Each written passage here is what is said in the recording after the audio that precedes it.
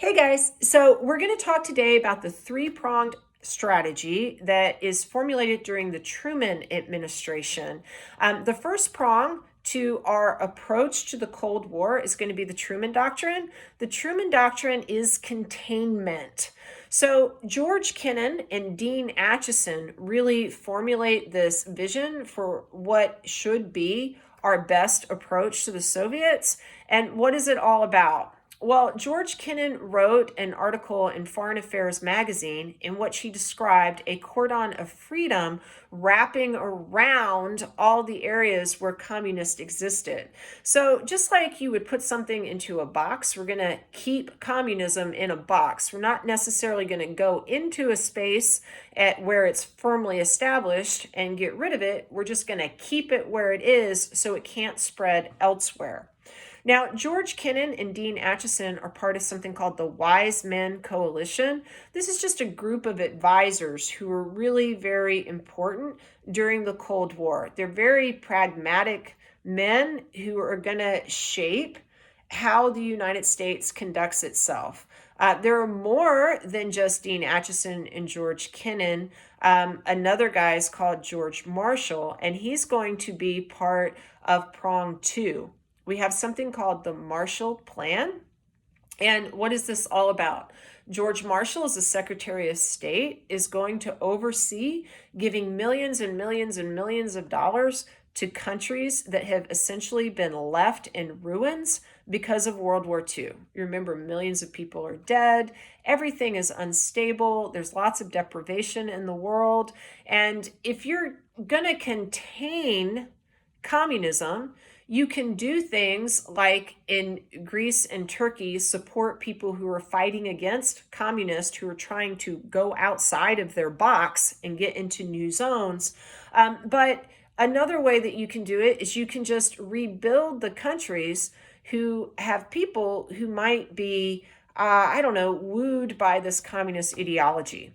So, I mean, think about it. It makes a lot of sense, right? After World War I, why do the fascists become so enticing to the German people? It's because they offer a way that you can go forward in which, your children will be taken care of, and they're not thinking about the icky parts of fascism.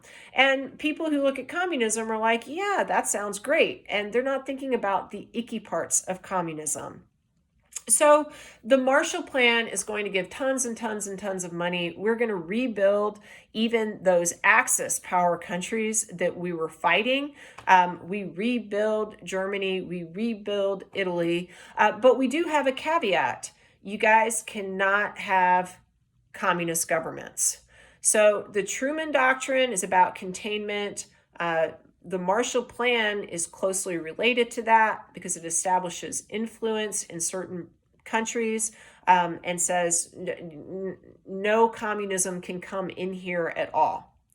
The third prong to the three-prong approach puts teeth into the Truman Doctrine. It is an international coalition. It's an alliance called NATO. Okay, NATO still exists today. It was originally formulated to stop the Soviets from moving into other places, from maybe aggressively invading places with soldiers. We didn't want that to happen.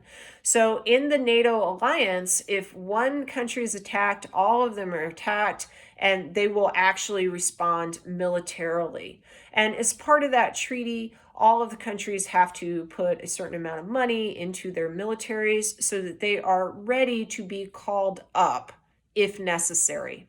So your three-pronged approach, the Truman Doctrine, which is containment, the Marshall Plan, which rebuilds a lot of ruined countries, and NATO, which will stand up to military threats to any of these places, especially per the expansion of communism. So NATO is really looking at just the Soviet Union, even in this period, even though later on NATO will not have a Soviet Union to confront. There will be other bad problems in the world, like, Vladimir Putin or something. Okay, that's it. Oh, George Marshall, George Kennan, and Dean Acheson, Three Wise Men.